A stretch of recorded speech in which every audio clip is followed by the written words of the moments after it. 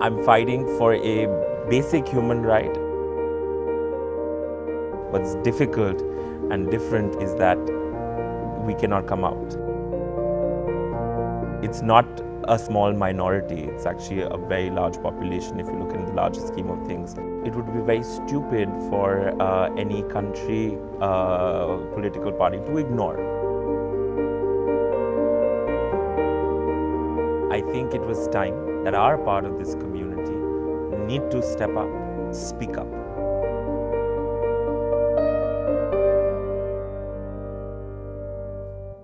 Hello and welcome to this edition of India in 2.0. I'm Nayantara Rai.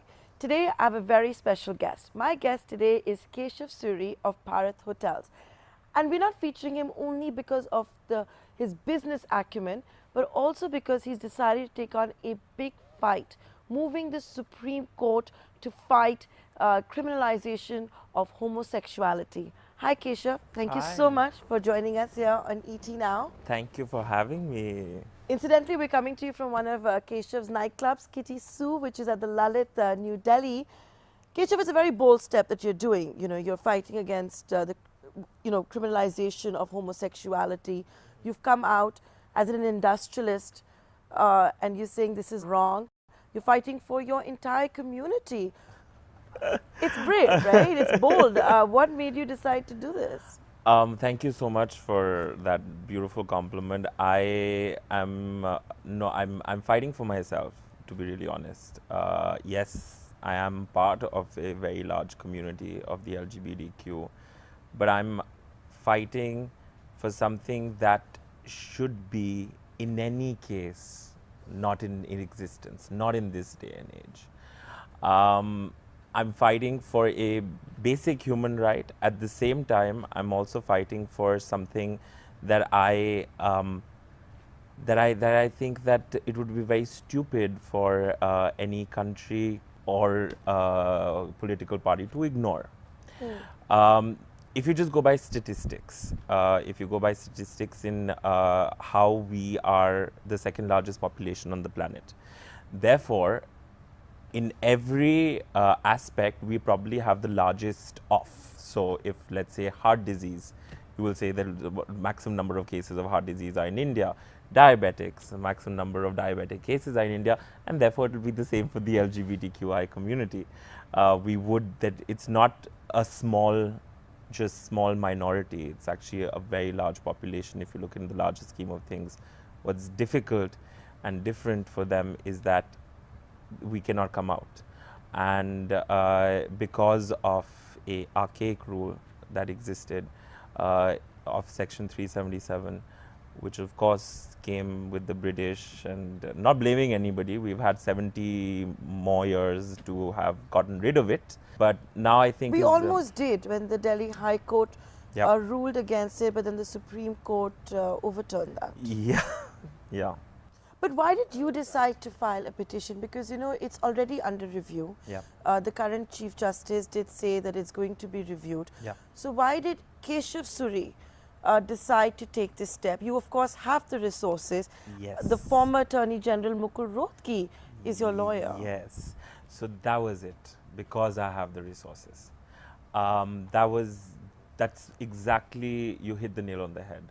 I think it was time that people that do have the resources, that are part of this community, need to step up, speak up. They need to play their part in this evolution that is happening, and as I would like to call it, a revolution that is going to happen in this country. I am in a fortunate position that I can speak up. I am in a fortunate position that I do have the resources. I'm in a fortunate position that I'm very lucky that I have a support system, like my family, like my friends. But tell me, when did you start thinking that I'm going to move the Supreme Court, that I'm going to fight a legal battle? A year ago. So your petition has been in the works for a year? It's been in conversation for a year, but it's only in the last 2 or 3 months that I actually drafted something. But when my first conversation that I had with myself, because I have a lot of inner monologue, was that I brought in a drag queen from United States who won season 7 thanks to this TV show called RuPaul's Drag Race. I'm a huge fan. And when I brought her in, I did not anticipate the power of this TV show. I had 1900 people turn up for her gig, and something clicked in me. Something, and it's all about timing. And I always feel that there are signs in life, and you just got to pick up on those signs. She happened.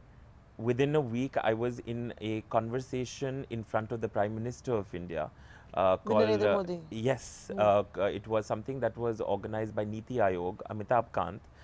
It was the New India in 2022, Yeah. and they had these young CEOs and different people from all walks of life, and I was a part of a subgroup. And in that subgroup, we were told that, you know, you guys should go beyond your industry. So of course, my industry is tourism, my business is hotels and food and beverage, but I chose gender equality. In gender equality, I did a lot of research on where we are in terms of actual gender equality. In that, I brought up the LGBTQIA plus community and that agenda. And when finally we presented, and my team had presented, they had opened up for questioning.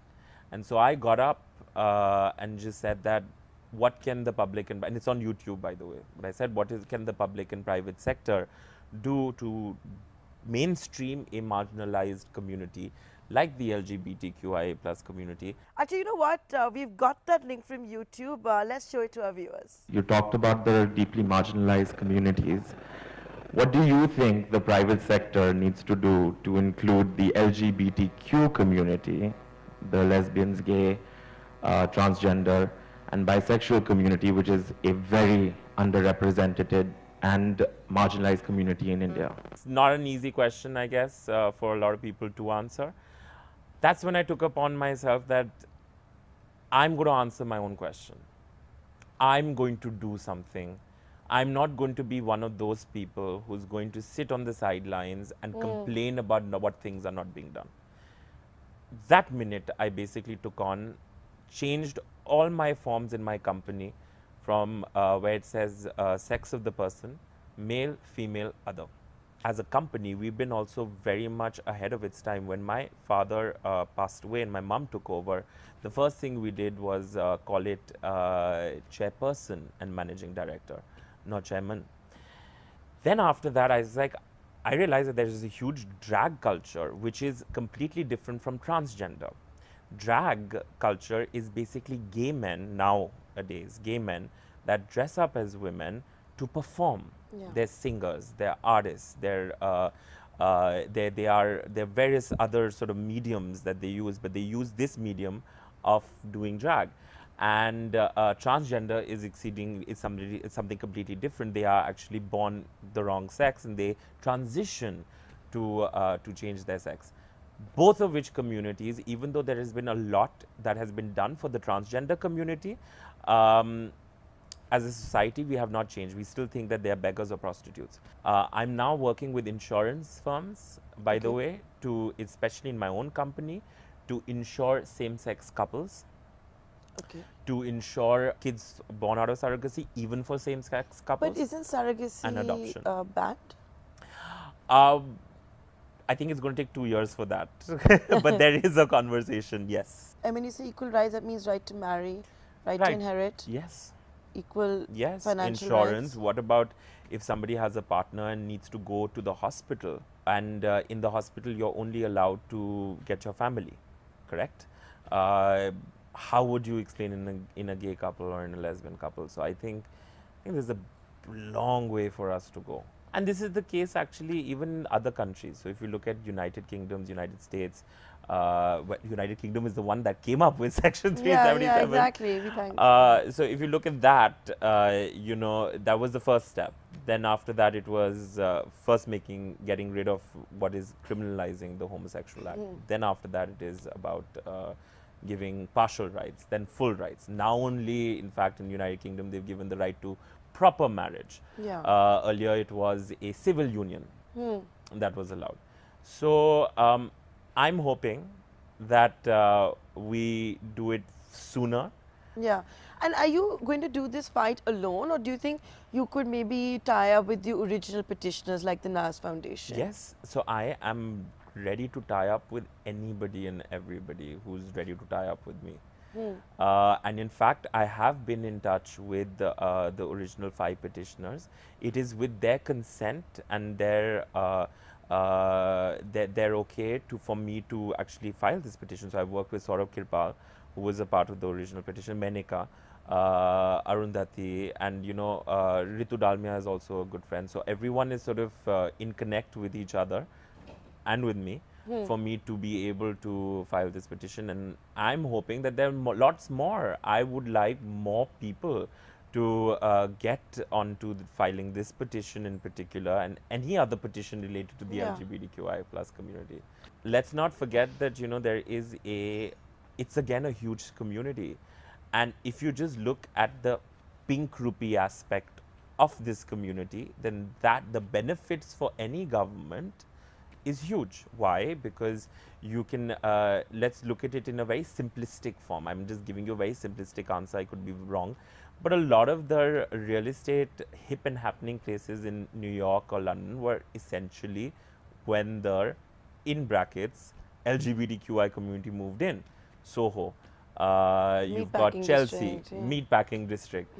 And so real estate has actually gone up. There's so many businesses that have opened up that specifically cater to LGBTQI community. For example, tourism, for example, gay cruises, for example, coffee shops, bakeries, and there are also, of course, the GDP growth of certain countries have happened because of LGBTQ tourism.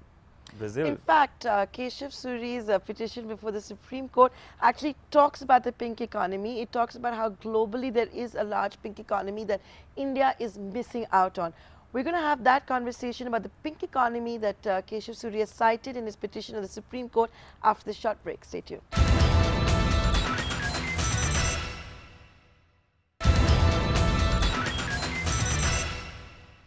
Welcome back. You're watching India Inc. 2.0. I'm Nayantara Rai. Today, my guest is Keshav Suri of Bharat Hotels, which runs the brand of hotels, the Lalit. The reason we got Keshav on the show today is not just because of his business acumen, but like how we were discussing before the commercial break, his fight at the Supreme Court against Section 377 and homosexuality and the entire LGBTQ community. Keshav, we started talking about how your petition discusses the pink economy, Yeah. how multilateral agencies now actually recognize the fact that there is in existence a pink economy, how people from this community contribute towards the GDP, which India is missing out on. Yep. Tell me a bit more about that.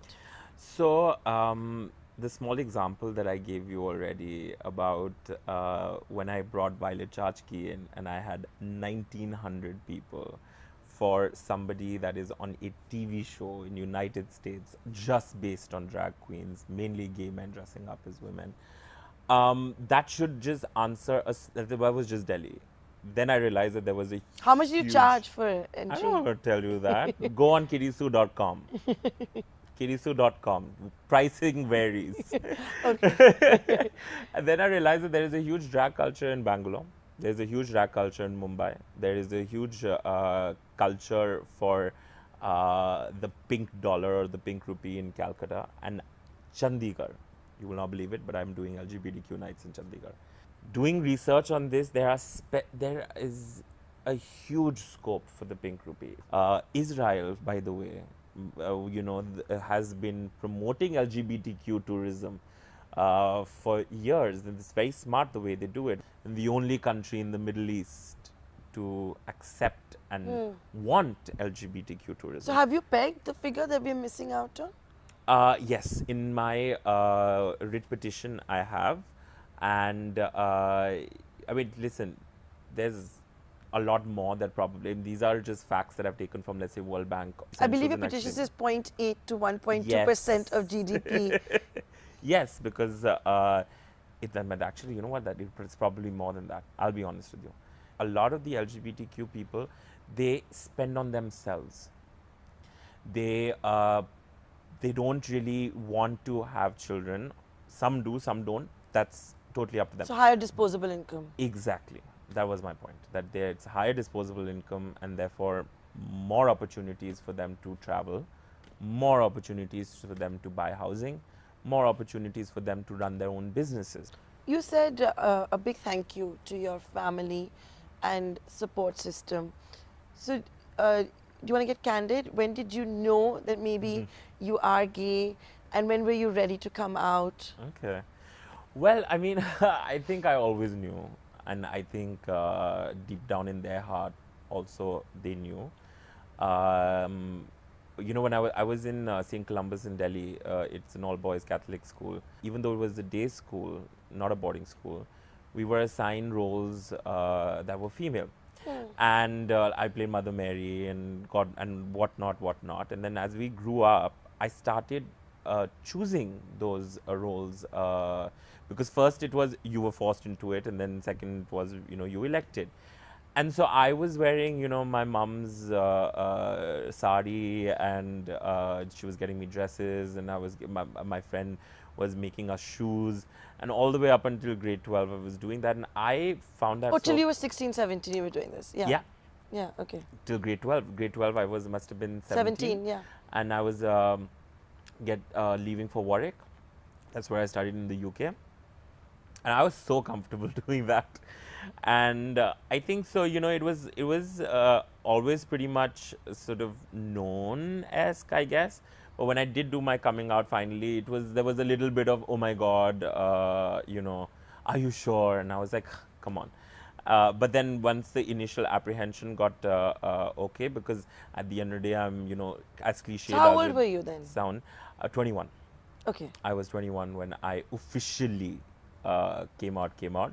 But Please don't mind my asking this question, but was your father that time alive? Yes, he was. Yeah? He And how did was, he yeah. take it? He had a terrible sense of humor, very wicked sense of humor, just like mine. And he also, I think, knew Yeah. pretty much. I think it wasn't like it was a deep shock for him. Yeah. But yeah, and he kind of joked it off, brushed it off. That's his he way of was- supporting you, I guess. Yeah. You He know. is a wicked sense of humor, so it was his way. And I gotta say, I'm very lucky. I was very lucky with both my parents. Yes, he did pass away a year after I sort of came out, and I wish he was still around to see what I'm doing now, because I know that he would be very proud of me. One of the other things of why I want to do this, and I'll be really honest because I like you, is that, you know, I've had supernovas as parents. I've had superstars as parents, both. And I've always been like, I need to make my own identity in this family because growing up in their shadow is going to be tough. It is tough. It is tough, you know, growing Yeah. up in their shadow. And so I was like, I Make your own mark? gotta make my own mark. I Yeah. gotta do something that will be like, they'll be like, okay, you know what? We're proud to hear that's our boy.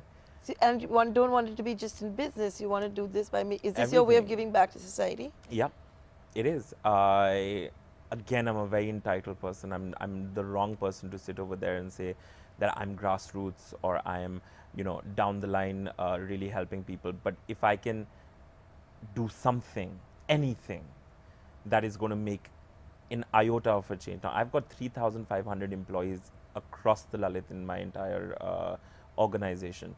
If I can change their minds, if I can work with them, and that is why I immediately also went into this Pure Love campaign that I started after Violet Chachki came in August. And in the first thing I did was actually hire people from the transgender community.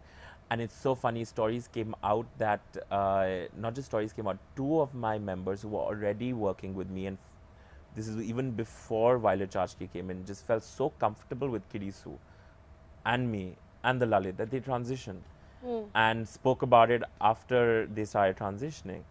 And then post that, I have worked with a lot of chefs, and you know, through privacy law, I can't really ask if you're gay or lesbian, but because of all that I'm doing, the amount of coming out stories, the amount of conversations that my team members are having now, the amount of people that are free to come here and to let themselves loose. So does that also mean that maybe business, hotel expansion is taking a backseat for you right now because your entire focus right now is on Section 377? Our focus is also our business, because I'm a capitalist. I'm not a socialist. I'm not going to sit over there and suddenly be like, oh, I'm, sitting over there and curing cancer. No, I'm not. I'm still making money and I still want to make money. And I got to make money for my mom. Why else do you think Kirisu was a hit? It had to be a hit because I would have been fired a long time ago. I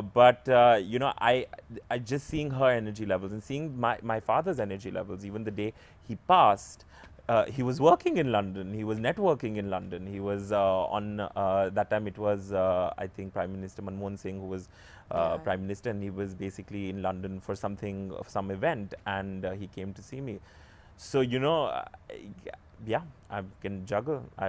Maybe not as good as them though. Keshav, who did you go to do all of this? You could have literally chosen any lawyer in the country. Yeah. But I believe you actually went to a childhood friend. So I went to my best friend from school and university, Neha Nagpal. She is a formidable force in the legal fraternity and in my life. And she's the one who went to Mukul Rohtgi, briefed him. She's been doing this. She took this on, not just my writ petition. She had actually taken this on a while ago. She was ready to take on this fight 10 years ago when I officially came out. She's been involved talking to not only Mr. Rohtgi but also Mr. Salve and as well as Saurabh Kirpal. She's very close with Saurabh. And she has been on it for a while. She's been keeping a hawkeye view on it for a really long time. And the thing about Neha is that once she makes up her mind on something, she's not going to stop till that job's not done. And did you ever face discrimination, even though you worked in your own parents' company? Did you face discrimination, especially maybe when you have to engage with third parties, let's say it's for some fundraising or vendors, etc. Did you have to go through that, or do you think you got it easy on that front? I got it easier. I'm not going to sit over there and give my long list of complaints of, how bad I had it, because I honestly had it rough for maybe a year when I was just transitioning in coming to my own. In college, did you have a tough time? Bullying exists everywhere. It exists everywhere, yeah. So, I mean, that even happened in school. But I was very thick-skinned, and I'm very catty and witty, and also very talkative. So, I kind of shrugged it off a lot. But not everyone is me, and not everyone also has the backing of a family like mine. But as far as my team is concerned, they were superstars. The minute I started speaking about this, the minute I started coming out, they were like, we're following you till the end of the world, and I was very lucky on that.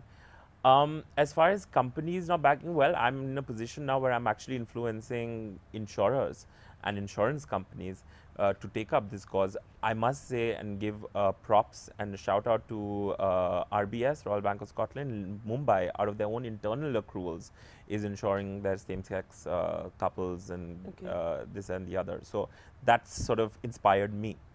So I might be an inspiration for a few others, but I'm also still getting a lot of inspiration from what others are doing in this country and in others. Godrej, for example. Again, somehow, funny enough, around the time of Violet Chachki, I was invited by the UN to speak on discrimination at the workplace for the LGBTQI community, done by Godrej and their culture labs. And they've been doing stuff like this and talking about it for a very long time too. Okay. So, yeah, do I have enough sponsors on board to do my drag nights yet? Not. I'll be honest. There have been certain liquor brands who are probably very vocal about it outside of India, but because of Section 377, similar issue that the insurance companies had when I started speaking to them about it. Oh, we can't do it because of Section 377, it's illegal. We can't insure illegal stuff. Similarly, some liquor brands did come back and say that, we can do this in United Kingdom or we can do this in US, but not in India. But yes, there was this issue with liquor brands, which I hope somebody is listening. And I hope that they, because see, a lot of my, I'm still going to do what I'm doing. I'm still going to do these LGBTQI nights. I don't care. But Yes, it's not cheap to fly people in from United Yeah. States. It's not cheap to fly people in from, different parts of the world, or it's not even cheap to continue my own, even the homegrown artists that I'm doing with drag. So it would be nice if sponsors came on board. It'd be nice if vendors came on board. And it'd be nice if, and I'm not asking them to do anything different. I'm asking them to just copy what they're doing already in other countries. Keshav Suri, with that, we're completely out of time. So here's wishing you all the very best for this big fight that you decided to take on. Thank you so much. Thank you for having me. Thank you.